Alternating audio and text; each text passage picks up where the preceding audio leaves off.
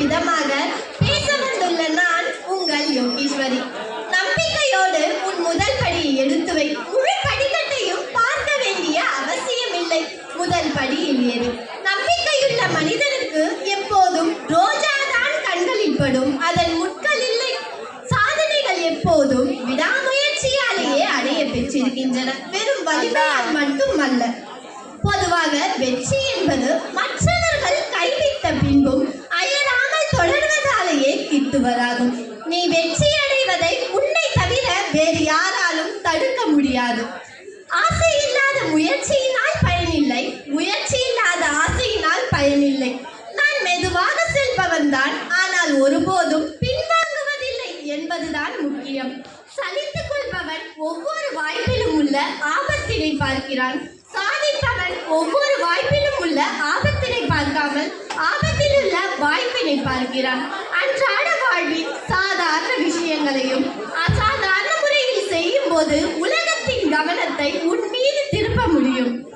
பலரும் தங்களது சூழ்நிலை சரியில்லை என்று குறைபட்டுக் கொள்கிறார்கள்.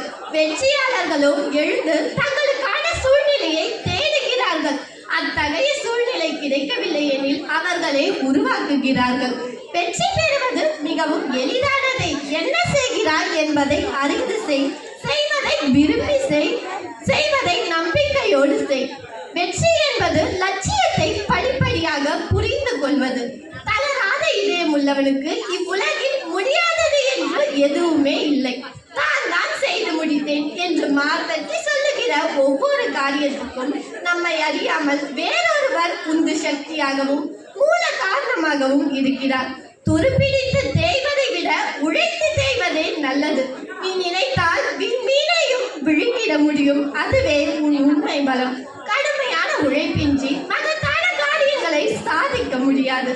பயந்து பயந்து புழுவை போல் மடிவதை விட கடமை என்னும் களத்தில் போரிட்டு உயிர் திறப்பது மேலானது. எதுவும் செய்யாமல் இருப்பதற்கு ஏதாவது செய்வதே நல்லது. அதில் தவறு நேர்ந்தாலும் பாதகம் இல்லை. ஒரு மனிதன் விழாமலே வாழ்ந்தான் என்பது பெருமை அல்ல, விழுந்த போதெல்லாம் எழுந்தான் என்பதுதான் பெருமை. எல்லோருடைய வாழ்க்கையும் வரலாறாவதில்லை. வரலாறானவர்கள் யாரும் தனக்காக வாழ்ந்ததில்லை. ஆசைப்படாதே, எதுவும் கிடைக்காது. தேடு, எல்லாம் கிடைக்கும். நேற்று செய்ய வேண்டியதை இன்று செய்தால் சோம்பேறி. இன்று செய்ய வேண்டியதை இன்றே செய்தால் சுறுசுறுப்பானவர். நாளை செய்ய வேண்டியதை இன்று செய்தால் வெற்றியாளர். நீ அடைய வேண்டிய இலக்கு அவசியம் என்றால் பாதை கடினமாக இருந்தாலும் பயணிக்கத்தான் வேண்டும். நீ அடைய வேண்டிய இலக்கு அவசியம் என்றால் பாதை கடினமாக இருந்தாலும் பயணிக்கத்தான் வேண்டும் என்று கூறி விடைபெறுகிறேன்.